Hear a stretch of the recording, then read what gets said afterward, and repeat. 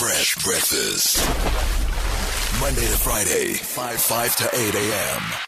on Metro FM. Welcome to Fresh Breakfast on Metro FM. Famous Fresh Fridays every single Friday. We hang out with South Africans that are kicking gluteus maximus. La la. Well done. Yes, because we can't say ass on the radio. Oh, it's like you just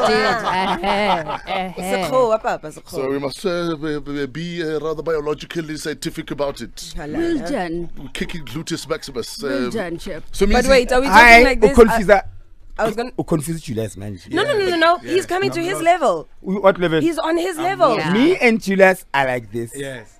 Ochore, you and... Eh? Yeah? I like what? We're like this.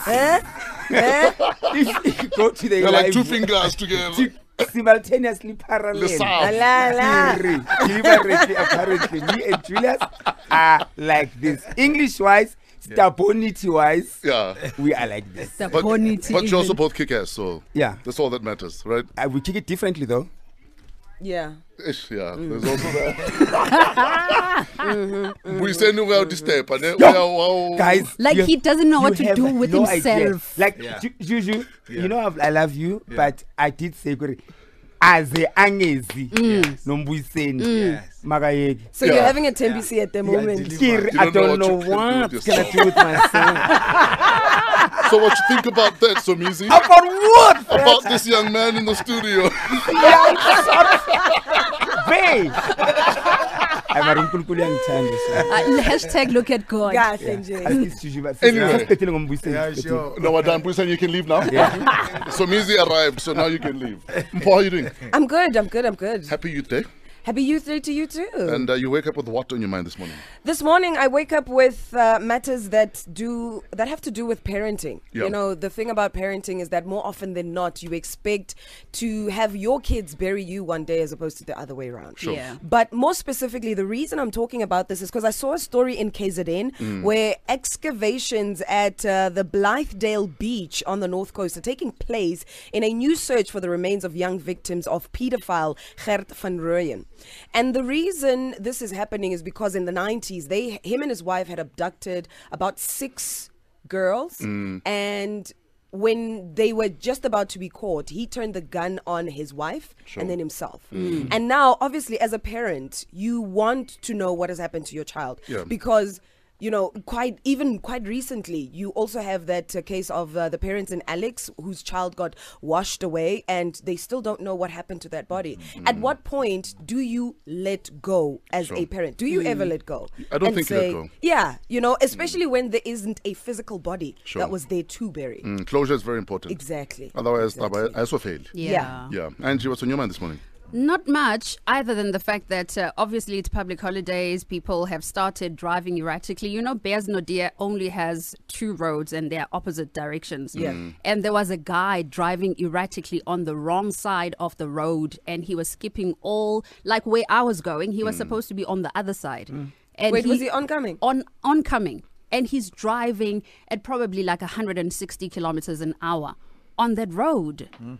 And it's always the same thing. We always are saying, drive carefully, don't drink and drive, blah, blah, blah. And the numbers are scary when it comes to people that's killed on the road. And then you've got something like that. Oddly, by Campus Square, when I left studio in the evening yesterday, there was a roadblock. Yeah. And when the guy stopped me, he said, no, we're actually looking for people who are drinking and driving. Sure. So you look sober, you can go. But that was the whole thing, that they're looking to try Yeah. and stop I people. love from the way drinking and cops operate at these roadblocks. Yeah. Now, when you open your window, they greet you by putting the head into the car. I'm sure they're checking gas. I'm a fumes.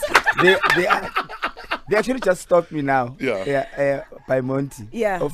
He said, I must say hi, Officer Teka and team. Halala. Stop, and I laughed at him. I said, I'm going to work. Also, and he was expecting gas. Yes, I put, there's a club by Monty. Yes. Hashem. Yes. The vans are full right now. Sure. The vans are full. Famous Fresh Fridays, Julius Malema is in the building. He is the CIC for the Economic Freedom Fighters. Juju? Yo, Bob. Sharp. Sharp. You're up early. You at least understand what we go through every day. Yes. You guys are very strong, man. Yeah. Yeah. Wake up around this time every Friday. Yeah. And throughout the week, we must salute you for providing such a good service to our people. Uchore, have we earned our red berets? Or we must still work Absolutely. here? Absolutely. We will be talking all things Julius Malema straight after this. DJ Slick and Shikana, this is On It. 22 minutes after 5. Famous Fresh Fridays on Metro FM. We're hanging out with Julius Malema. If you have any questions for Juju, you can get in touch with us on our WhatsApp line 081 577 3333. All right. What's wrong with me? All right. Testing 1 2. Testing 1 2. Good morning, South Africa. All right. Wishem goes to every father out there. Yeah. To my late father, Ndaba Mhlongo Mshafane. La ungingiza khona ungingize kahle. I'm sure in the queue there to get into heaven, 20 people went past and are still in there, trying to justify why he must be allowed into heaven. And then they tell him back because they thought he's lying. Right now. What did you do on earth? Chiga. You're not on the guest list. You're a liar. Anyway, yeah, so a big shame to the fathers for this Sunday. I want to wish all of the fathers happy Father's Day. Every father that is present, and to be a father, you don't have to be a biological father, a father figure. What's up, Mpo? Does Father's Day only relate to the good fathers, or is it just everybody who has at some or other point fathered a the child? good father could be, I mean, there's a difference between a father and a donor. A sperm donor. Yes. So we're not talking to donors. Oh, okay. Yeah. Okay. We're No, talking but to no. donors and people that are both at the same time, simultaneously. Yes. No, but we need to speak to everyone. It's like church. No. Yeah. Church is not just for good people. It's for bad people who might No, need no, no. salvation. No. It's for bad people that are accepting that they need healing. But bad fathers are, there's arrogant bad fathers that Who know that and think it's your acknowledge. mistake that you had the child in the first place. True. You know, so they don't deserve this day. This Yeah. day, it's our day, man. How? It's our day, man. Calm We are there. down, We were Nick. there. Yeah. Yes. My man, when you joined us by mistake, so I Why? don't know why you're so passionate about fatherhood. But he's there, guys. But he's there. I am there. Yeah. I'm present. I am present. How ubala bontate wa ubala wena Somizi? Yes, I am present. Stop father shaming. Can you take us back to that moment where you realized that, what am I doing here, Amara? This is not me. Yeah, evil. So yeah, to all the fathers, enjoy your day, and you know, Juju, by the way, I can't stop looking at your fingers. I heard about your fingers. What's wrong with his fingers? He's got the most beautiful fingers. Hands. He does have beautiful hands, actually. Yes. So Now that you mention it, yeah. yeah. So it goes to all the fathers, and I just want to say big up Ningaphelu Moya, and Sure. and to kids out there, spoil your father no matter Yes. how. Whichever way that you feel good you can afford, just spoil your father. Even picking up that phone and saying, "Good morning, Daddy. I love you, Daddy." Sure. And like you say, Fresh, all the time that you, because it's very rare for fathers to say to their kids, especially father to boy, Yeah. to say, "I love you," True. Sure. because we need that quite often and open, so that we can have men that really love themselves, so that they can love other people. True. Juju, what kind of father are you, my guy? I'm a very good father, a present father, and I take care of my own. Yeah, so that's what. But what do you guys talk about, Le Ratane? We talk about all type of things because Rati is too old now, 10 Sure. years. Yeah. He can articulate, and I've never beaten him up. Sure. I always try to persuade him to see things To convince differently. him. Yeah. I'd love to be a fly in the wall, on the That's wall. the type of relationship we have. Nice. You started politics when you were 10. Yeah. Looking at your boy who's 10 now. Yeah. That's why when I deal with him, Yeah. I have to look at myself and say, but at this age, I was almost at the point where I understood a lot of things. But you were And if also I speak dancing. to him- But you're also dancing with death at the age of 10.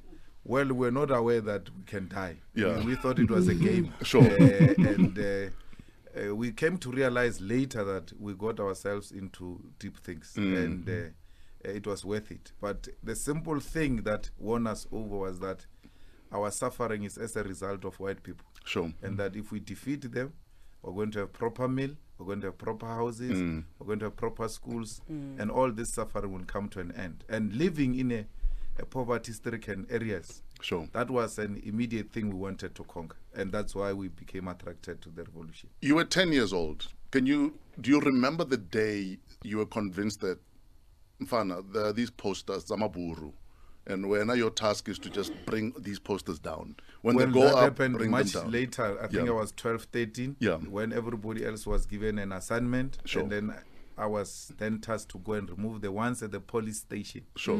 So when you have to go to the cop shop? Yeah, Yo. and then you have to bring them back as evidence that you removed them. Sure. Yeah, so it was an exciting thing for us because we didn't have a lot of activity in the township. So when you are given such an assignment, especially to go and trouble police, so you thought, and the day we went to remove, we came across soldiers actually. It was not police because it was 1993, just on the eve of 1994. Sure. Then there were soldiers all over the township. So we had to collect evidence and then send it back to the leadership. 27 minutes after 5, Juju is in the building, if you'd like to chat to him. He's all yours, guys. He's here until 8 this morning. Bruno Mars on Metro FM. This is Treasure 531. Angie Kumalo has your headlines. Mpoma Boy, your sports update. Famous Fresh Fridays hanging out with Julius Malema. Now, we're about to go into sport, Juju. Yeah. Kosgela, were you a sporting guy? No. Next. No. I donated my childhood very early. Once I got into the revolution, sports and anything childish was not appealing to me. What was appealing is planning the next disruption. Sure. Yeah.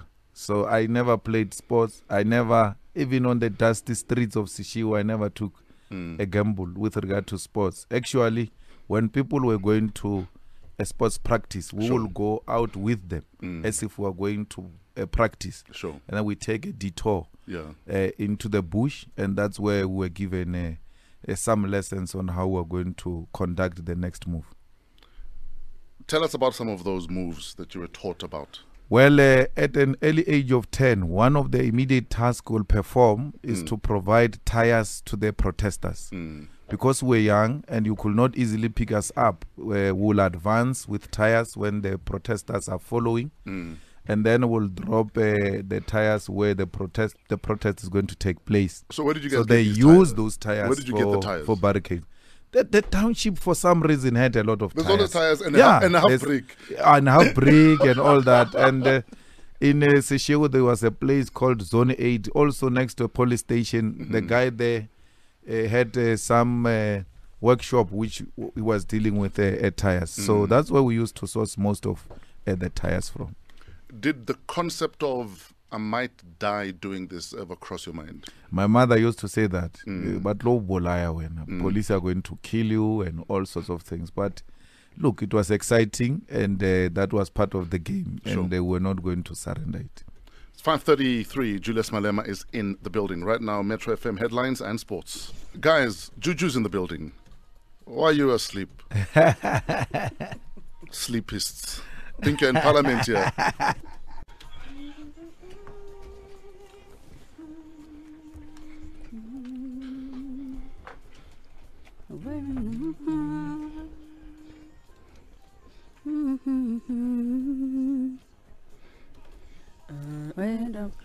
After a song like this with Tiwa Savage, I think Donald is not in denial anymore. Donald, Tiwa Savage, Raindrops on Metro FM. 5:42, Famous Fresh Fridays. We're hanging out with the CIC of the EFF. Julius Malema is in the building.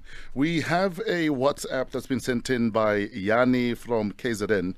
Yanni says, I feel Juju's right. Poverty was actually manufactured for the black race, such that they would serve the other racial groups for centuries. When the colonialists moved in, one of their immediate tasks was to disempower ancestors economically.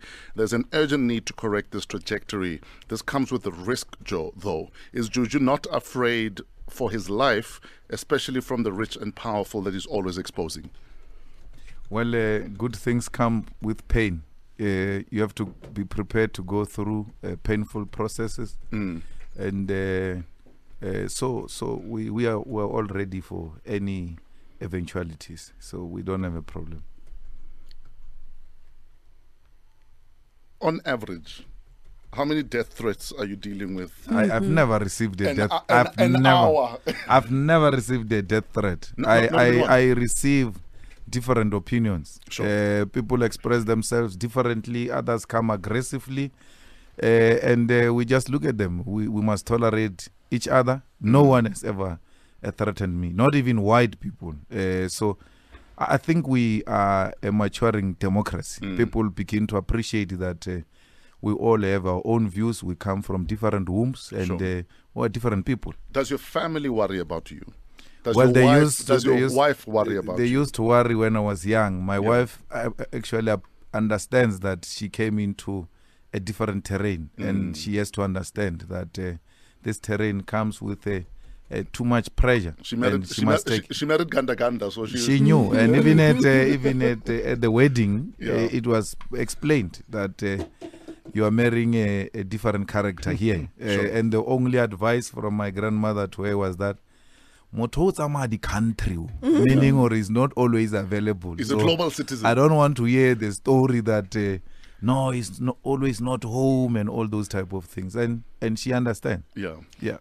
Talking about maybe aggressiveness or conflict, I see a lot of tweets here, not a lot, but like a few tweets saying, please take Juju's phone and unblock me.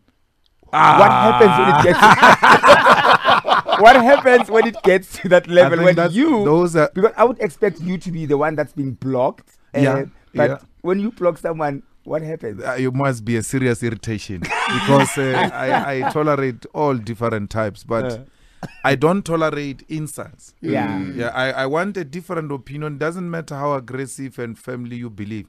Don't insult me, because as a township fellow, I get tempted to insult back, using vulgar as well. Exactly. And then I must remember who I am in society, and I can't degenerate. So the only way is to avoid this person. So I normally block people who use vulgar and insults. No. You've never been tempted once to just drag someone's mother into a tweet? No, you get tempted, especially on Twitter is too much. But you know, we are parliamentarians. We represent organizations, and we should not embarrass those who have confidence in us. Do you ever have people sometimes that you feel like are on Twitter just and that's it? Not me, because I see them doing it to everyone. They will do it to Somizi, to Fresh, and you think, oh, this is their business. They derive pleasure out of causing other people nightmares. Now, normally at this time we talk about food, diet, health, and you've gone through a transformation. Tell us about this transformation. Well, my wife is responsible for such a transformation. She insists on eating healthy. She insists on exercising, and we used to just eat pap and meat and all that. So even when pap is provided, it comes with greens. And they tell you to start with greens before you go to pap, so that when you are full, you don't use an excuse of not eating veggies and salads and all that. So you come to realize that when you are in that situation, you are no longer just living for yourself. You're living for your family and your children. The kids are growing up now. They want to be proud of their dad as well. So it needs too much discipline. But when I'm not at home, like in the office yesterday, Floyd came with junk, and I was like, hey, there's an opportunity, my man, to attack real stuff, including Archer and all those things. Because there's no Archer at home. So it's a good thing. But you know our people, my man. If you have a pimple or you lose weight, maybe a low test. I've been there. How do you deal with those? But rumors? if you're not sick, why should you be worried? Even if you are, I've been in that situation where I lost so much weight. They didn't even ask whether it's because of my debts or it's because of my heartbreak or it's because of cancer or diabetes, even HIV. So and I always say to people, like when you're in that situation and you try to defend yourself and say, I'm not, no, even if I'm sick. Why is it your problem? Yes, for the fact that I'm still breathing, it means I'm on the way to recovery. I don't justify myself to anyone. I don't owe anyone an explanation. My immediate appreciates me, and they know what I'm doing to look like this. Sure. My skin is glowing. Yes, yes. It So is. I don't have a crisis. So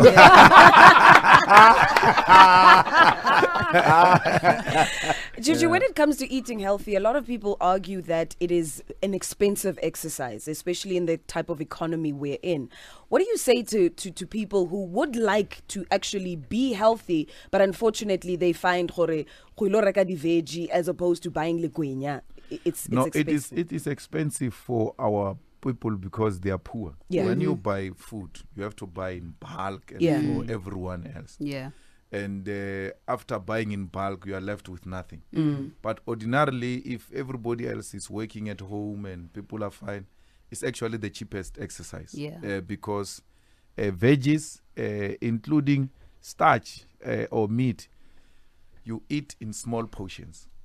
And the small portions are affordable. Yeah. Actually, the food lasts longer. Longer, yeah. Yeah. So expensiveness comes from our background, particularly as African people who are poverty stricken. But Yeah. otherwise, it's the cheapest exercise, and it is affordable. We're hanging out with Julius Malema. It's Famous Fresh Fridays on Metro FM. Your fans said to please wave to the camera, Julius. Yeah.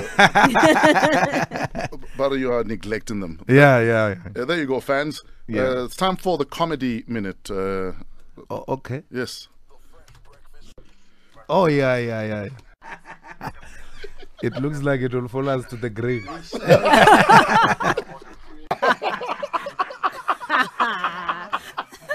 I laugh.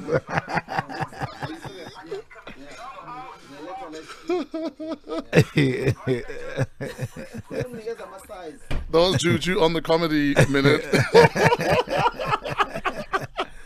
Yeah. What are your memories of that day? Well, Because you lit up not only world media, the Yeah. internet, newspapers. no, I just saw a white young man who just became an irritation, Sure. and in a typical, international way of doing things from a journalistic point of view. He wouldn't wait for me to even complete a sentence and all that. He kept on interjecting and disrupting my input, and I was like, this guy thinks he's white and he can bring such attitude here, and let's deal with him. But I came to realize later that journalists are like that. Sure. And as a leader, I should have known better and tolerated his style of questioning and deal with it in a manner that will not cause any embarrassment. So if it was to happen again today, you deal No, I with will it never differently. do that. I mean, people grow up, and what makes you a Grootman is out of your experiences. We are not born with this wisdom. We are not born with experience. You earn the experience through a day-to-day engagement with people and different situations. Amen. Julius Malema in the Metro FM building. 10 minutes after 6, Famous Fresh Fridays. Julius Malema is in the building. Mpo, had a question for Juju? I had a question because I saw you dancing while Dino Bravo was in the mix. Do you still do your thing on the ones and twos? Yeah. I still go for it Okay. because when I'm free, Yeah. that's what entertains me. I've got the equipment at home. Oskido comes from time to time. Halala. We play together. And then Kubuka John. You can't book me. Yeah, do you do weddings? Hey, I come out to a little fresh. Or this guy is in parliament, he's also in the gigs. Give us space. Man. Open up the industry. But that's how you reach young people. You must go to young people where they are. Yeah. No, I go to where young people are. I socialize with young people. Yeah. And it's actually nicer to be amongst our people. Yeah. Because that's what revives your consciousness. So if you become aloof and want to be some black elite and you don't constantly interact with a black young people, then you lose your touch. And Yeah. every time you speak, people are like, what is he talking about now? Because you won't know what's happening in True society. that. Juju, let's talk about some of the women in your life. Hey, man. Mama Winnie. Oh. He thought you had the Juju I files. thought you were bringing trouble. So shy expose here. So, Juju, is that a confession? No. I thought you were taking out the roll call. With Somizi sitting here, anything's possible. Palesa present. Hey, man. But Mama Winnie, your Yeah. grandmother, tell us your relationship with those women. Well, Mama Winnie, she's a special woman. Yeah. She brought us up. She has always been there for us. How did you meet the first time? We met at the Congress of COSAS in Shaft 17 in Nazareth. Sure. I think I was still doing standard 8 or 9. I don't know in terms of grades what they are called. Grade 10, 11. Yeah, there. And then I became COSAS president and will always go to her house because she was an honorary president of COSAS. From time to time, we will consult with her, and from time to time, we had to invite her to our events. And even when police were looking for us, then her house became a hiding place. But hiding place for a few seconds because from there she takes you right to police station, and you think she's handing you over. Can't she's going to negotiate? That no, you can charge him and then release him. I will take care of him, and then on the day of the court, I'll bring him to the court. Those types of arrangements she used to make for us. And my grandmother, she's everything. Yeah, because she has been there for me. Even when they wanted to expel some of us from school, my grandmother will go to a parents' meeting. Yeah. And everyone else speaks against me, and she will stand up to speak against me and all that. And then she will disagree with all of them when it's time to say, now we must expel him. Yeah. And she will stand up and say, but I thought we were calling children to order here. And we're not going to be punitive in our approach. And I'm not going to agree to such an approach. And when she leaves her house, the school to her house, after parents' meeting, she will get all sorts of insult. Yeah. Bana ba rena ba tlo ntšha ke ngwana moloi. Bana ba rena ba tlo ntšha ke ngwana o sokola modidi and all. So that's why when you insult me now, I don't even hear those things because I was insulted when I was extremely very young in high school because we used to be problematic even in high school. But as a child, listening to people in your neighborhood insulting your grandmother, how did that make you feel? Well, it was painful, but by the time we went to high school, we were properly trained. Sure. We were told that the ultimate price is death, or we're going to be imprisoned, or we're going to be, characterized as terrorists, and all negative things are going to be said about us. I realize now that by the time when they said we're leaving to exile, actually people were returning back to South Africa. But we were prepared to go even into exile. So we're prepared to take any pain. And my grandmother, she never became demoralized because of such things. She knew that it is part of the strike. My mother was a struggle. My mother was a Christian who never agreed with any of these things. And every time she opened her mouth, go Sure. and then when we are called to meetings for causing trouble at schools, she will not even go. She will say, no, your grandmother will go with you. But I was always happy because your grandmother was your I George knew Bizos. she was going to sell me out, my mother. She was going to agree with those people. So my grandmother was not going to do that. Yeah, so that's why, everything she needs, she gets. I'm always there for her. She doesn't call me for money. Like Somizi's mom. Somizi waits for her to call him. She doesn't call me. I know I must provide. Sure. So I don't wait for a telephone call. Not like Somizi and his mom. Yeah. Somizi, when he calls this, you must know the money is going to come up now.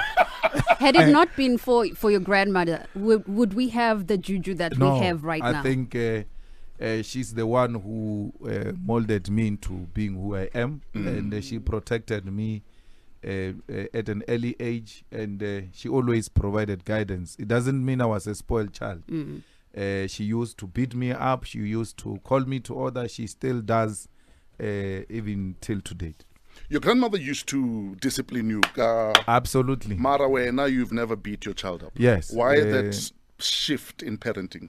I think that we must believe in the power of persuasion. I come from a very violent community where things are resolved through violence. And I thought we must introduce a different culture. So I always ensure that those who are next to me, who are around me, are persuaded to believe differently, and we don't use violence as a solution. 16 after 6, we're hanging out with Julius Malema. This is Metro FM's famous Fresh Fridays. Back to Mama Winnie. Yeah. Looking at where she is in terms of where South Africa is, do you think we've done her a disservice? Yeah, we did. We did a disservice to her. Mama should have been a first female president. The real president who was not going to be a front for male leadership. Because Mama she's the one who kept the fires burning when everybody else was in prison, everybody else was underground, everybody else was in exile. She's the one who kept the struggle alive. She's the one who inspired hope. She's the one who said to South Africans, including the hopeless South Africans, that South Africa one day is going to have a black president, and that president is going to be Nelson Mandela. She's the one who sold the name Nelson Mandela internationally. And therefore, I think that we owe her a lot. And look at her loyalty. It doesn't mean Mama can afford to stay in town, in the expensive suburbs and all that. But her loyalty to her people, she's still in the townships, in the township in Soweto. If there's no electricity in Soweto, Mama is affected. If there's no water in Soweto, Mama is affected. If Soweto people are given dirty water, Mama is affected. So the struggles of our people in Soweto remains Mama Winnie's struggle. In your infinite wisdom, but also in your humble opinion, why do you think she's being sidelined? Because she was threatening white interest. White people were very scared of her. White people thought that if she comes into power, she will defeat white supremacy. And as a result, they used all those who were captured by white minority to sideline her and to project her as a monster and unreasonable, as a murderer of her own people. And by that, they thought we will reject her. But we still salute her. We still celebrate her. And I think if she comes to the EFF, she will be a president right away. Or is that an invitation officially? No, we're making a reflection. Yeah, I'm not inviting anyone.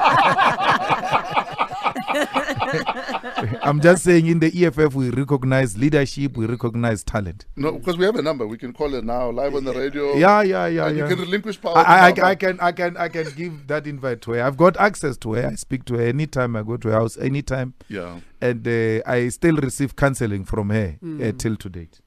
I'm listening to how you are talking affectionately about Mama Winnie, and from what I am gathering, you seem like someone who has no issues with women leadership. Absolutely. What's your stance on women being put in leadership positions? Because we're in a situation where more often than not, you're finding men at the top. Even when it comes to the corporate level, women are not given that opportunity to lead. It will never realize a total liberation without recognition of women leadership and the ability of women to provide leadership at all levels, be it in corporate, be it in politics, be it in church. Women should be regarded as equals to us. And the sooner we realize that women are not a tool to be used in a bedroom, then we'll know that indeed these people are our equal, and we must not do favors for them. They will earn it in the same way they earned their own rightful place in the struggle. Yeah. Their march to Pretoria against the Dompas, the Lillian Ngoyis, the Winnie Mandelas, Bomadi Noche, all of them, they were not done favors to contribute in the struggle against apartheid. They took it upon themselves, inspired by the fact that Maungwana Tswara Tipaka Bogale, and then led the struggle of their own. So women don't want patronage. They don't want us to think that we're doing some favors to them. And genuine women leadership should not allow to be used by males as front and to do things for males in the name of women leadership. They have to earn it. They have to know that our people believe in our contribution, and we deserve this because we've made a contribution. 21 after 6, Julius Malema is in the building. This is Metro FM's famous Fresh Fridays.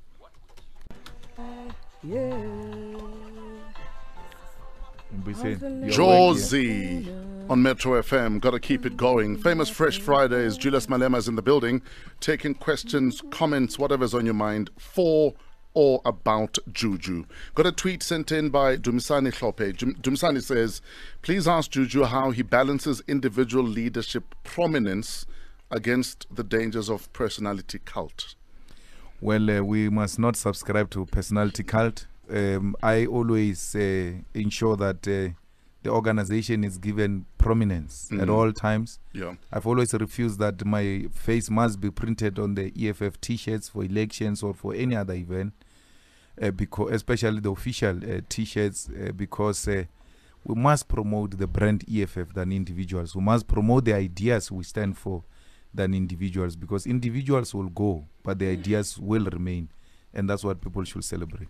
Now, a lot of people always ask the question, where do you get the confidence, borderline arrogance, the big balls, the ability to just speak truth to power?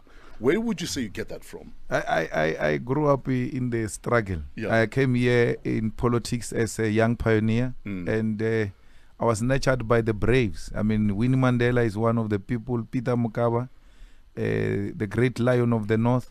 So I was not nurtured by cowards, and I never kept company of cowards. So when I saw tweets from Balula yesterday, I said, these are Mukaba's products, because that's who we are. We just express ourselves. The problem is that sometimes you even do it at home. You express yourself in a manner that the media is become somehow offended. So we must learn to tone down and say the same thing differently, you know. What was Mbak's tweeting yesterday?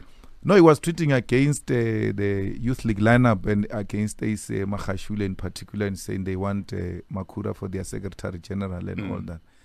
For some second, I thought his account was hacked. And when I sent him SMS, he said, hey, stop wasting my time when it's me. Yeah. Yeah, I'm dealing with issues. I'm not a small boy. Yes. Oh, no, I was just checking. I'm not fighting. In fact, a lot of people always assume that because you guys are on opposite sides of politics, that you're not friends, or that, we that you don't relate. No, we relate. It's maturity. Politics, it doesn't mean we're enemies. Sure. You know, when we started EFF, people like DJ Mawuta, I was very close to him, and then the guy just runs away from me. He doesn't even want to greet me and all that. And I'm like, not even an invite to the spring. You know, I used to frequent those things. And then I'm like, what's wrong with this guy? You know, but I guess it was a new idea, and people warmed up to it now. And the guy is no longer having problems. So it's all about maturity. For me, I view politics or the parliament as some sort of, I don't want to say an act, but it's like soccer. Pirates and Chiefs, when they're in the field, they playing against each other. But after that, they meet at a club. They're like, oh, what up.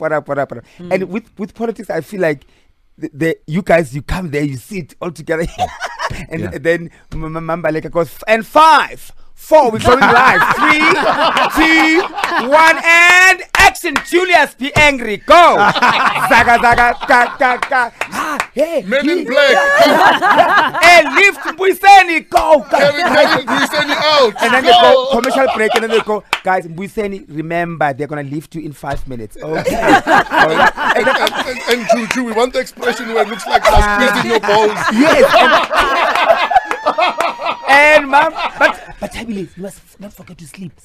And cut. And then everybody stands up, and then you're like, hey guys, it was a tough day. Nice production. After party. I feel they all love each other. You could be onto something there. No, we love each other to a point where we have to fight about the love of this country. So if it's one of us who is compromising the progress of this country, we must be hard on you, especially when we're at work. But it doesn't make us an enemy. We are all a family, and the surname of this family is South Africa. Sure. So we are a South African family, and families always have their differences. So when you have a differences at home, you don't wish each other away. This is our country. We belong together. Julius Malema is in the building. What do you think? Get in touch with us. Hashtag Fresh Breakfast. Juju, you never had a relationship with your dad. I don't know my dad. What do you know of him? What have you been told of Nothing. him? My Next. mother never wanted to even speak about it, and then now she's no more, and I tried to persuade my grandmother to tell me, and she said to me, "Hey Mona, the wishes the dead people should never be undermined. If she didn't tell you when she was still alive, I won't do it." So yeah, but I've had a lot of father figures in my life. I was brought up by caring males, particularly in politics, and we never felt that vacuum. Yeah, You're a Pirates supporter. absolutely. Yeah. Do you watch games with your son? No, not at all. You don't want to break his heart? I support Pirates, but I'm not into those things. I mean, if you were to ask me who's the coach of Pirates, I'll probably say Ivan Khoza, because that's the only person I know in Orlando Pirates. And you know why I supported Pirates? Yeah. Because someone told us when we were young that O.R. Tambo, when he came back to South Africa, he stayed at Ivan Khoza's house. So So I thought Pirates was ANC, and then that's how I supported Pirates, not because they were playing a good soccer or I knew some star or anything of that sort. Yeah, but since then I've always been very loyal to Orlando Pirates. Done. I actually remember my first time going to the stadium with my dad, and actually the first time my dad and I watched soccer together, because somebody was saying why at when you're young you don't really know all that much about sport, and it's not necessarily about knowing about sport, but it's just having those moments that include sport, because my dad is still till today a diehard Kaizer Chiefs fan, to a point where I think my dad has his own scorpions, because sometimes I'll know stuff about the team from him before I even knew it from my partner, who we used to play for the team at some point. In fact, I was going to say, given that you're dating a former Chiefs player, did your father ever say, "And when's this guy coming here for a pry?" Dude, my dad I think he was more excited about me dating him than I was. Because for him it was like, My play. daughter, Wow. we are dating We, you. as a family. He's ours, this guy. Exactly. But yeah, it was awesome. Julius Malema is in the building. If you'd like to talk to Juju, you can call us on 089 110 3377. Winnie Kumalo, Live My Life on Metro FM. It's 6:42, Famous Fresh Fridays, hanging out with Julius Malema. We have a tweet sent in by Mr. Rogers. Please ask Juju what led to the demise of his relationship with President Zuma. Well, I said to President Zuma, How did you meet the first time with JZ? Do you remember the first time you met?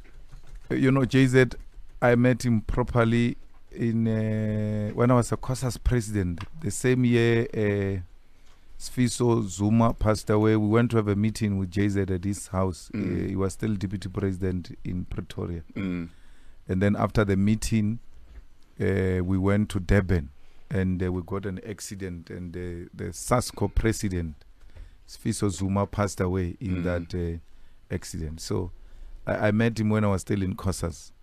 Yeah, and the problem started when I said to the president, collectively with the Youth League, that he must not go for the second term.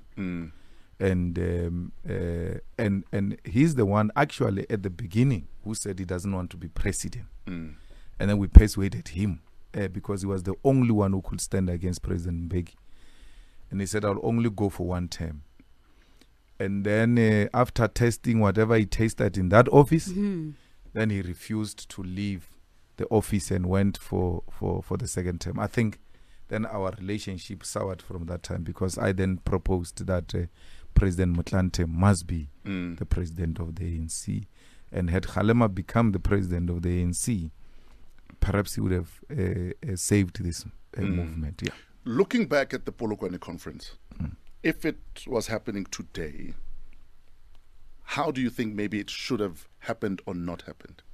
Well, the Polokwane conference was necessary because we're not going to have a president that stays forever. It doesn't matter how much President Mbeki was talented. We must ensure that leaders come and go and the movement remains.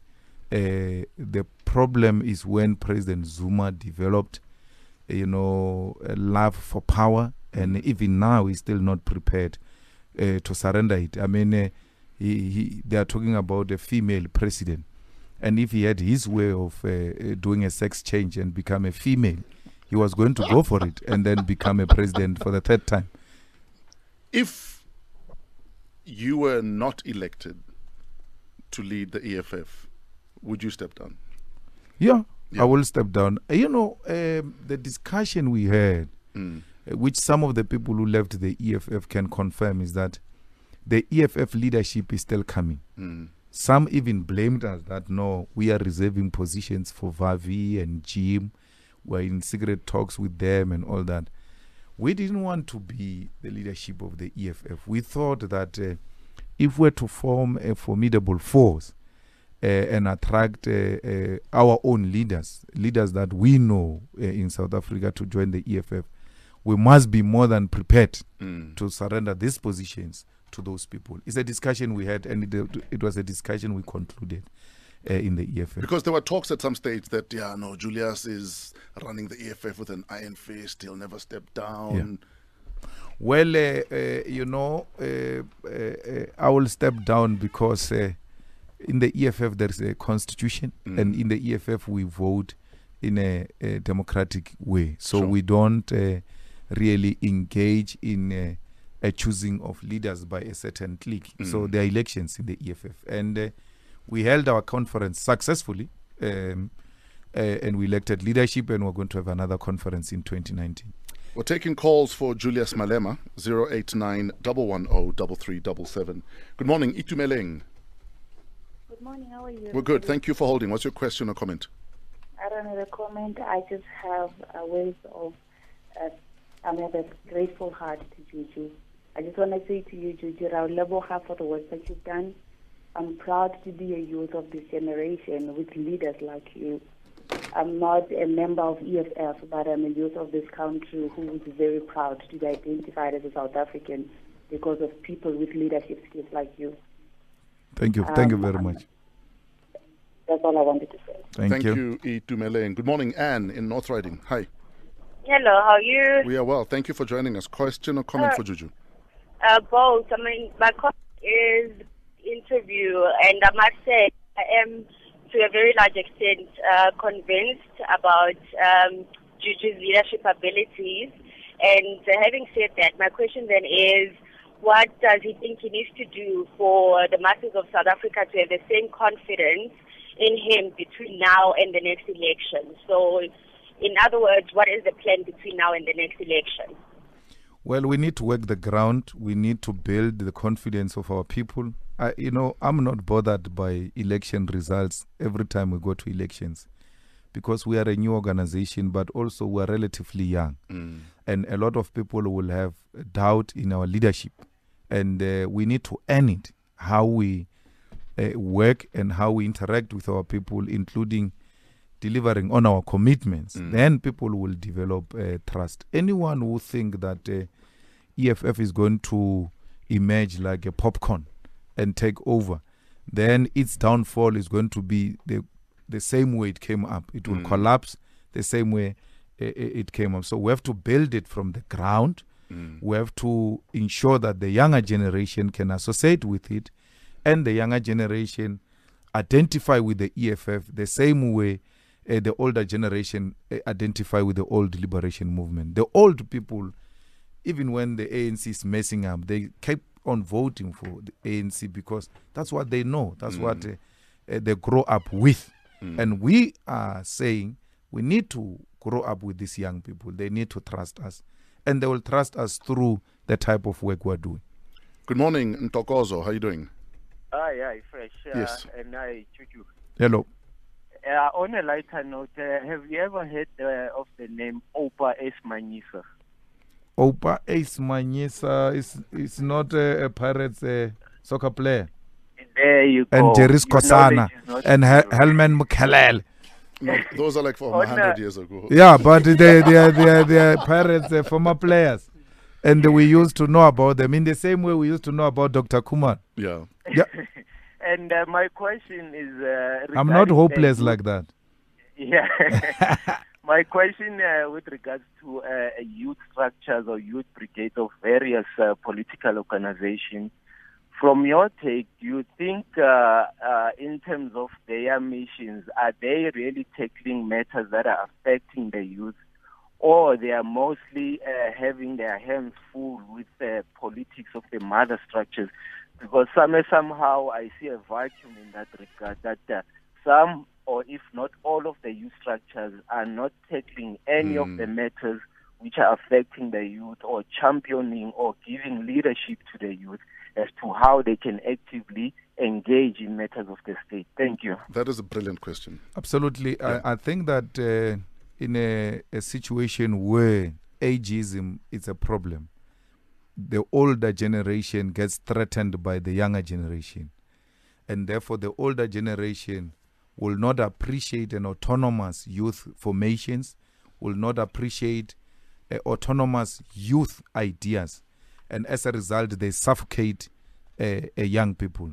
Structures are there, but those structures of the youth are not given sufficient space to operate. I always fight with the student command of the EFF, and I always say to them, you are not closing a vacuum which is created by the suffocation of youth formations from other political formations. So in the absence of such, the student command should occupy that space, because nature doesn't allow a vacuum. Sure. So ageism is a problem, not because there is absence of youth formations.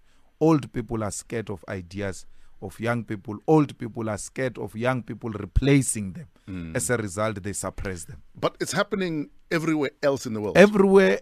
I'm not sure about the world, but here in the country and the continent. That's why we are led by extremely tired and old people. With old ideas. And they've become comfortable. Every time you say there is unemployment, eyes will change. I don't know what. The rand will pick it up. Yeah, when the rand falls, we'll go and pick it up and all that, because they've seen rent collapsing and coming up. So when the rand falls, some of the young people see it for the first time and they're like, no, it has to be resolved now. But an experienced fellow says, it has been behaving like this, leave it. Yeah. There's no problem. Speaking of young, you said the word autonomous. I'll explain it later. No, but me and you are at the same level. No, I'm at the back now.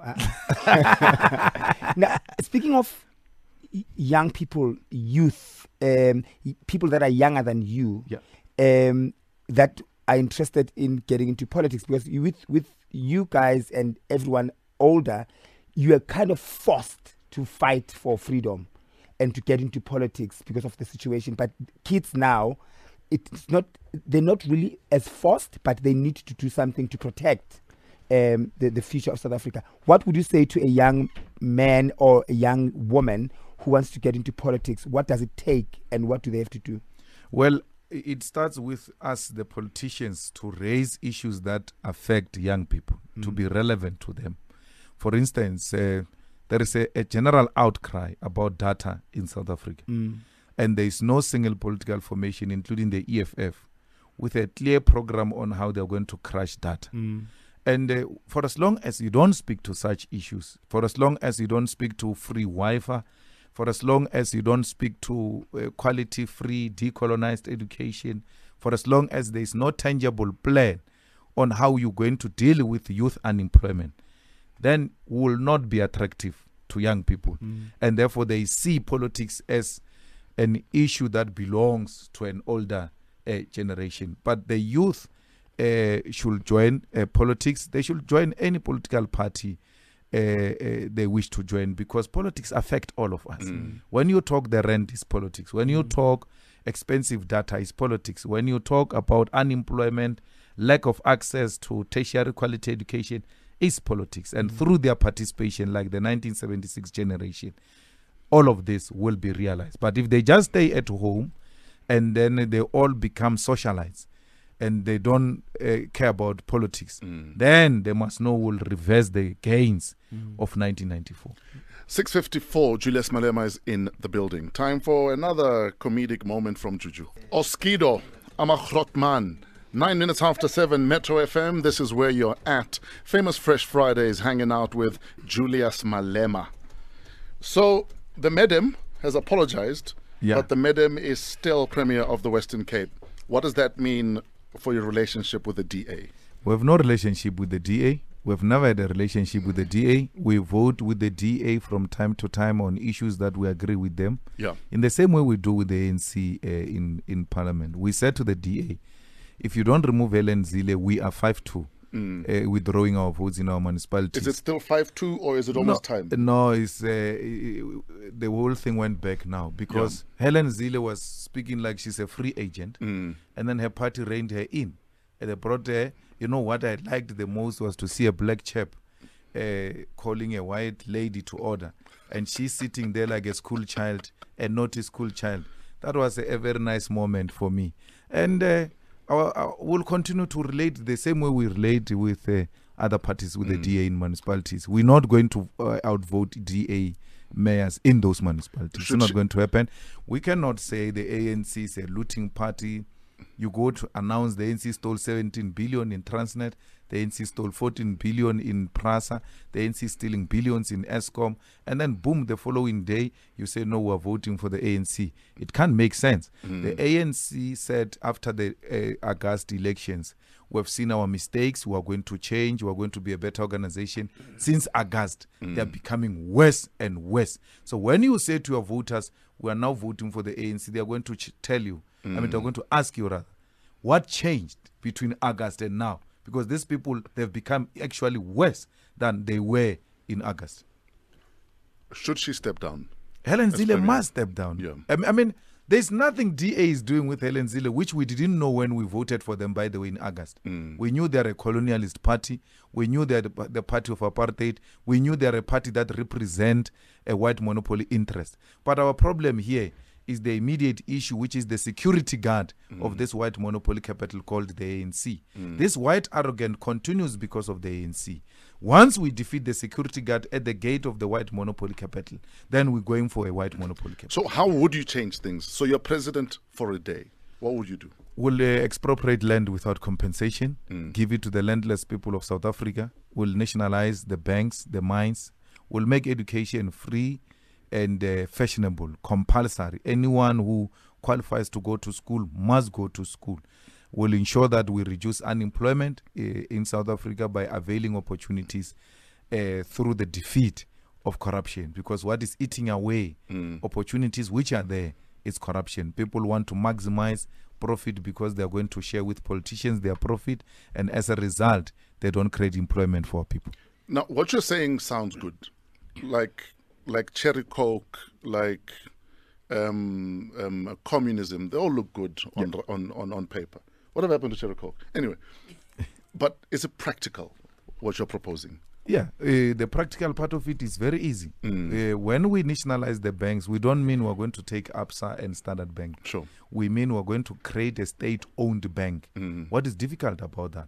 And then we're going to provide access to credit to our people, including financing projects that are aiming at empowering our people at a reasonable interest. And then forcing the commercial banks to now compete a state-owned bank which is offering money at a reasonable interest. So there's nothing wrong with that. Nationalization of mines means establishment of state-owned mine, which is going to compete with other privately owned mining companies. But the money, the proceeds that are made out of that state-owned mine, must go to the fiscus. So we don't only rely on tax revenue. We also generate income for ourselves through state-run entities which are corrupt-free. Okay, so you're saying compete with them, but make sure that they feel the competition and therefore play ball. And when you're a state and you're competing against the private sector, there's no competition, by the way, because the state comes powerful. You've got all what it takes to defeat these people. So the state must own strategic sectors of the economy and create employment and share the wealth amongst our people. 14 after 7, Julius Malema is in the Metro FM building. Famous Fresh Fridays. Question is he smarter than a primary school kid?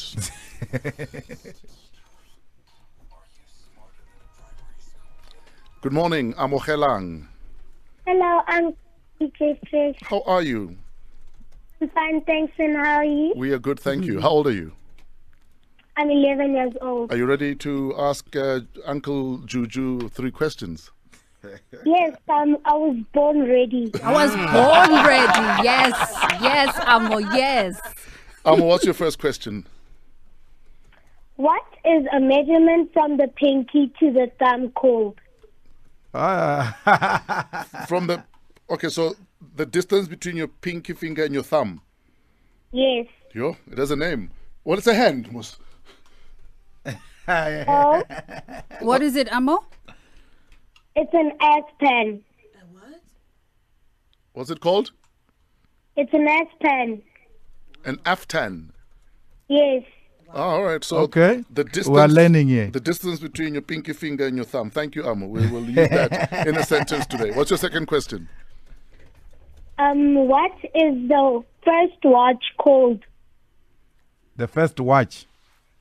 Yes, the first watch that we had in the world. Wow. You? Is it not the sun? Sundial. Yes, correct. Yes. Ah. Yeah, that was Julius Malema putting on a girl's voice. So Juju won. Amogelang. What's your last question? Okay, this is going to be based on the Bible, ne? Okay. Who was the oldest man in the book of Genesis? You? The oldest man in the book of Genesis. Give a Juju. clue. What's the clue? What's the clue? He was a descendant of Adam.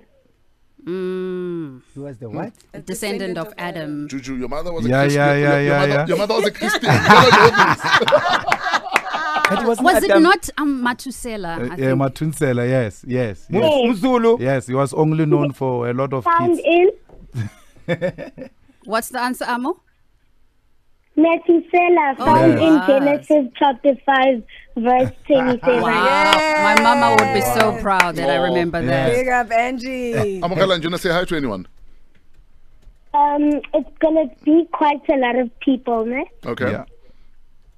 So I'd like to thank my Aunt Dini for listening and my cousins that are listening with her. And I'd like to thank my granny, Auntie Angie, and my grandfather, Bule. And I'd like to thank Mutine, my grandfather, and my aunt Lele and my cousins. Oh. Yeah. And I'd Wow. like to thank my best team, Pumi, and thank you, Mommy, for letting me through to Metro FM. Amogelang, Nice thank you. one. We love you, Amo. Thank Nice you so one. much. Nice Awesome. one. Speaking of the book of Genesis, Sipo says, does Julius Malema think Christian leadership is relevant in SA politics in 2017? And if not, what role can it play? Well, religious leaders, not only Christian leadership, the religious leaders must make contribution. They did that during apartheid. We need them actually more now because we are going through a difficult period as a country. And I've seen them taking a stand. I've seen them pronouncing themselves on political matters. And once you see the church coming into politics, you must know that we've reached a stage where the church feels it must rescue the country. So they've got a role to play, and their contribution is more than welcome. We have a WhatsApp from Jazz in Pretoria. Jazz says, does Juju have a mole within the ANC? He always has files. Where does he get his files from? Juju, where do you get your files from? I get information from whistleblowers. Yeah. And I think that we are being preferred as the EFF because we make use of those files we receive from them. Many of them actually were beginning to say they are becoming demoralized because they always give information to state institutions, to political party leaders, and nothing is happening. And a lot of them are beginning to say, we're seeing the EFF is doing something about these issues, and we're going to, of course, give you a lot more information. But even in the ANC, I receive a lot of information. Every NWC of the ANC, I get the minutes. After the NWC and the NEC, I get the minutes. So I know what's going on in the ANC. Now, You have to know the strength of your enemy. Definitely. Now, you speak as, every time I hear you speak in the media, even today, you speak as a leader for the people. A bit earlier on, you made reference to not being black elite, but I'm looking at your shoes, I'm thinking that's my month's salary. So how do you convince people that you are still a leader for the people, because many have actually taken a dig at how you dress in expensive clothes? Well, that is vulgarizing leadership. Leadership is not clothes. Leadership is not what you drive. Leadership is not where you stay. Leadership is political will. If you've got the will to make things happen, I don't care how much Tokyo has. I don't care how much Cyril has. If they want to change the living conditions of our people and they've got that will, then I'm for those people. You might be poor with intention to steal. Let's say, no, we're voting for this poor guy. He is a revolutionary. He doesn't dress anything expensive. But his will is to steal. It's not to liberate people. So it's not correct. I mean, leadership should not mean uniformity, that we must all walk alike, we must dress alike, we must stay in the same places. It's not choreographed by me. So it can be. So what you look from a leader, does he have the will? Is he prepared to die for these ideas? And if the will is there, I don't care what you drive. Amen. 21 after 7, Julius Malema is in the building. We need another hour. Offensive, please make a phone call. Thank you. Sands on Metro FM. Tiggy, hanging out with Julius Malema, famous Fresh Fridays, only on Metro FM. Juju, in politics, constant apologies. The medium was apologizing the other day. But sometimes you get a sense that people are apologizing more for being caught and are not necessarily genuine in the apology. What's your view on apologies in politics? Well, politicians are human beings. We must accept that from time to time they will make mistakes. And for as long as they are prepared to learn from their mistakes and genuinely apologize, we must learn to forgive. But when you are taken to task and forced by all types of persuasion to apologize, and ultimately you do so, then we know it's not a genuine one. But for instance, in our politics, there's no real culture of stepping down. For instance, a member of parliament in the UK was caught with pornography and they stepped down. You could be caught with both hands in the cookie jar. No. Actually, here you get celebrated for that. You get elected president. But where does that entitlement come from, though? Well, I think that our leaders subscribe to politics of personality cult. And that's why you are told that if Zuma leaves, the ANC is in trouble, as if Zuma is the ANC. So we must do away with politics of personality cult and always subscribe to organizations and ideas they stand for, and not individual leaders who are leading those. So the DA's inability to remove Helen Zille is personality cult, that if we fire her, we're going to lose elections. There will be some people who support her who are going to walk away with her. And as a result, they become reluctant to deal with that. So our problem is politics of personality cult. You've made several apologies yourself.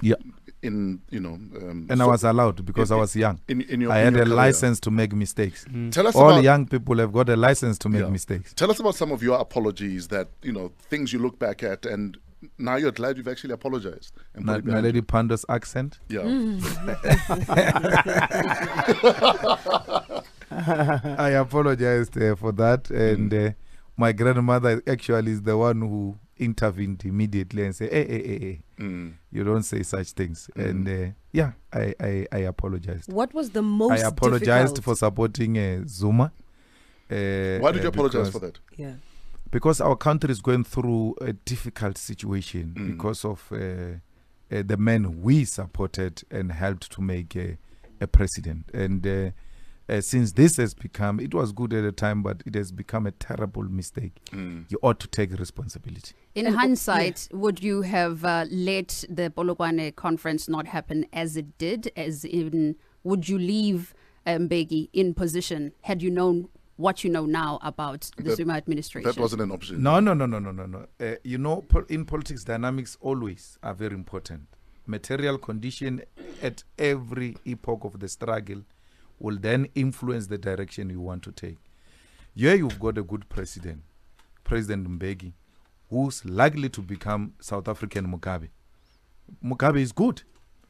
We celebrate him, but the man is not ready to leave, and he's not going to be ready to leave.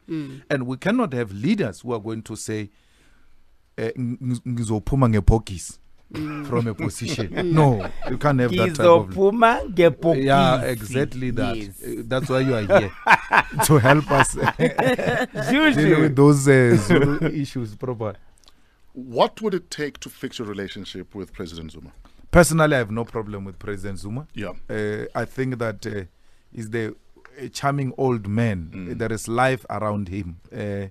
If you are to interact with him, you will actually like him. So I don't think if I meet President Zuma tomorrow, I'll have a difficulty greeting him. I'll have a difficulty sharing a tea with him and telling him that he must resign. And I will do it in such a way that he participate in the conversation. Over tea. Over tea, you know. Is the kind of a person we're dealing with here. When he won in 2014, I think that is the last time I spoke to him. I called him and I congratulated him because we were participating in the elections for the first time. So we had to respect the outcomes. And the old man was still in denial that we were eating from the ANC. He actually said, "Mfano, I can see you are eating from the other small parties. You are taking their people." Yeah. And I was like, well, you are in denial. I'm taking from you. So having said that, sorry, Fresh, I know you're looking at the time. Is the EFF winning 2019? The EFF will win in 2019. We are confident that we have built a solid organization. We are still continuing to build this organization. It's a very young organization. It's turning 4 on the 26th of July. Yeah. Julius Malema is in the building. We will not let him go until Adil is here with his... But Adil is not going to be here because he's got an OB. So we just don't hand over the studio? No, guys, don't be these people. In the headlines, we talk the National Youth Development Agency, which says more youth representation in both public and private sector is needed. I'll have details at 8. Tomorrow, the Springboks face off against France in the second of 3 tests in the incoming series at 5 p.m. And of course, you've got the Champions Trophy final as India face off against Pakistan at 11:30. That will be tomorrow. And then in football, you've got the NFT playoffs that come to a conclusion with the Limpopo Derby as Black Leopards play host to Baroka FC at 3 p.m. And of course, that match will be live on SABC1 while the Confed Cup starts in Russia. And in terms of the fixtures, Portugal face off against... no, actually, I'm lying. Tomorrow, you've got Russia that face off against New Zealand at 5 p.m. And then you've got on Sunday, Portugal face off against Mexico at 5 p.m. while Cameroon will take on Chile at 8 p.m. And then on Monday, Australia take on Germany to complete the first round of fixtures. You need to tune into the SABC1 and supporting SABC radio stations for live coverage of all the FIFA Confederations matches from the 17th of June to the 2nd of July 2017. You can log on to metrofm.co.za for a list of SABC radio stations which will be carrying live commentary. FIFA Confederations on SABC. Choose your champions and get your kicks. Coming up next, DJ Kent in the mix. 7:39, it is time for The Weekend with DJ Kent. Some say if he started a political party, he would win the elections. Others say the reason the EFF wear Makarapa is because he makes it rain, house music and hard hits. Ladies and gentlemen, DJ Kent. Hashtag The Weekend. Hashtag Fresh Breakfast. Juju is still in the building. In fact, if you go to our Periscope page, you can still chat to Juju face to face. Boss.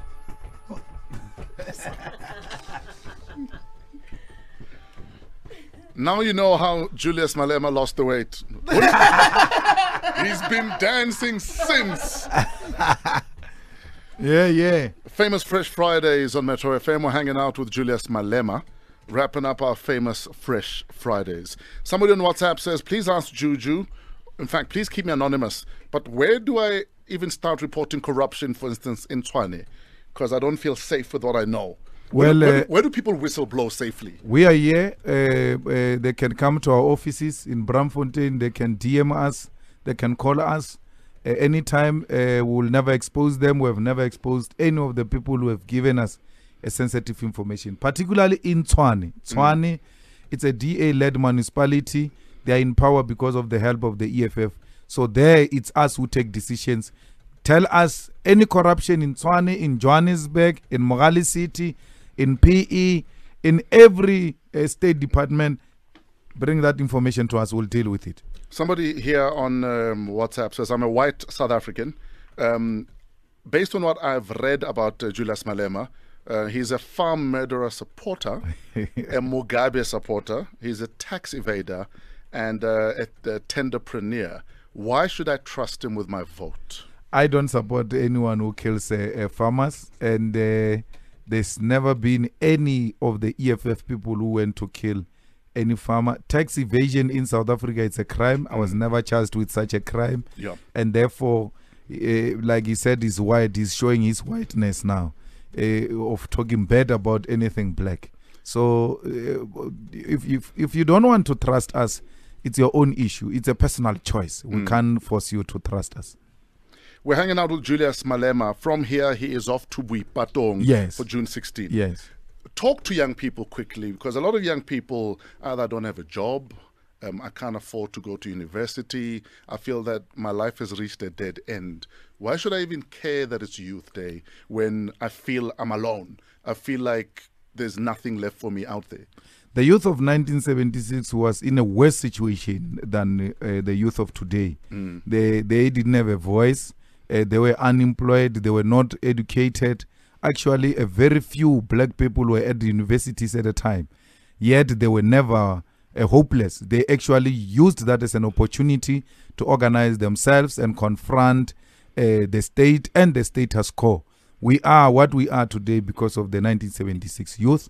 Tomorrow's youth will be what they will be because of the initiatives you take today. If you don't want the youth to be unemployed in future, you don't want the youth to go through what you are going through today, you need to take a stand and say, enough, it's enough. Political parties like the EFF are here to take head on the powers that be, which must create opportunities for young people. I like that you're talking to the youth, and I think one of the most attractive things about the EFF is that it's led by youthful people. And in Africa, there's been a whole thing about succession debates and the fact that the old regime doesn't want to hand over power.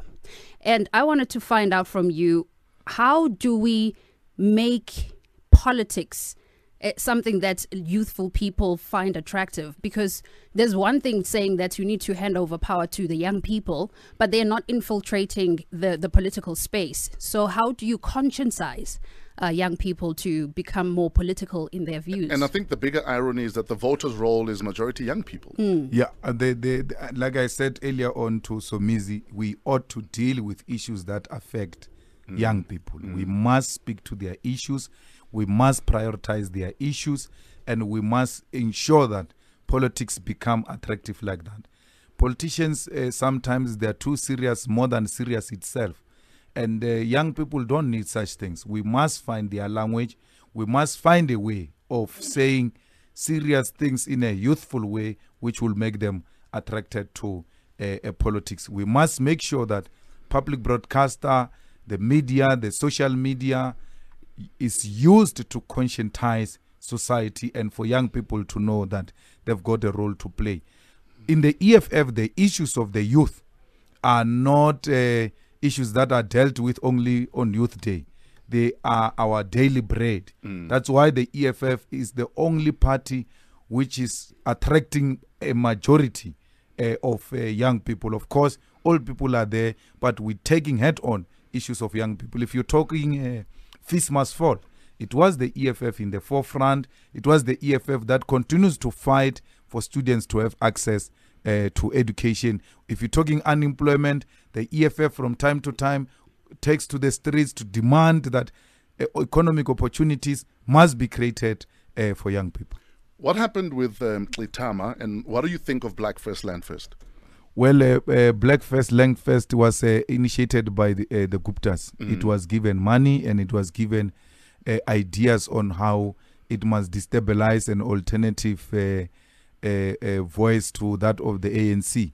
Fresh Mqiltama, when he left the EFF, he said he's leaving because Julius wants to go to the ANC and take the EFF to the ANC. He leaves for that reason, but he goes and support the ANC. He goes and says Zuma is the best president. I mean, what logic is that? So I don't think he's a politician. I'm not even threatened by Mqiltama. If you put my name there and you put Mqiltama's name and you say, let people vote, I won't even campaign against Mqiltama. I'll just go home and sleep and I will still win. He's not in my league. Hypothetically, what would it take for you to go back to the ANC? I'll never go back to a dead organization. You know, you go back to an existing house. How do people demolish a house and then you say, I'm going back to the same house? It's no longer there. The ANC is dead. And anyone who says to us, stop voting for the DA and vote for the ANC, he's actually saying to the EFF, you have a responsibility to revive the ANC. It's not our responsibility. The ANC leaders, they must get it through their head that we don't have anything to do with the ANC. The death of the ANC means the rise of the EFF. Having said all of that, what are the ANC doing right? What are some of the things you would say, because of the ANC, thank you? Well, they've liberated us. They were in the forefront of the liberation struggle. But after liberation, like many of liberation movements, beyond liberation, they don't know how to conduct the struggle. We thought the ANC, because we got our liberation much later, was going to do things differently from other liberation movements. But the ANC actually became worse than the other liberation movements found in the African continent. We should have learned from them and not commit similar mistakes. But the ANC did not listen, and that's why today they are dead. And what is left, they are just forcing things. Otherwise, there's nothing left. Today's Youth Day, you're going to be out in Buipatong. What time do things start and who should come? Well, we're at Buipatong Stadium. Everyone is welcomed. ANC, DA, as long as you are South African, we will be commemorating June 16 and we'll be commemorating Buipatong massacre. Our people were killed in Buipatong. It's a very important place in the history of our struggle, and we're going there to honor those people. Please, if you can't make it in Buipatong, if you can't make it to any rally which commemorates, we don't celebrate June 16, we commemorate June 16. Just have a moment of silence at home, a moment of silence. Remember those who died. They died for me and you to be where we are today. We are enjoying this freedom because somebody had to die for us to be free. And on that note, Juju, thank you for your time. Thank you, my brother. Thank you for sharing your thoughts. Thanks for the passion. And thanks for speaking truth to power. Thank you for having me. I think you are also courageous to invite me to this show. Maybe this is a sign that there are developments here at SABC. And we welcome these developments, but also that I came to appreciate that you guys work very hard. I mean, to wake up 4 o'clock, 3 o'clock, to come here and entertain our people the way you have been doing. Sure. I salute you for that, and I salute the whole team continuing doing a good job. Ladies and gentlemen, Julius Malema. Fresh breakfast. Monday to Friday, 5 to 8 a.m. on Metro FM.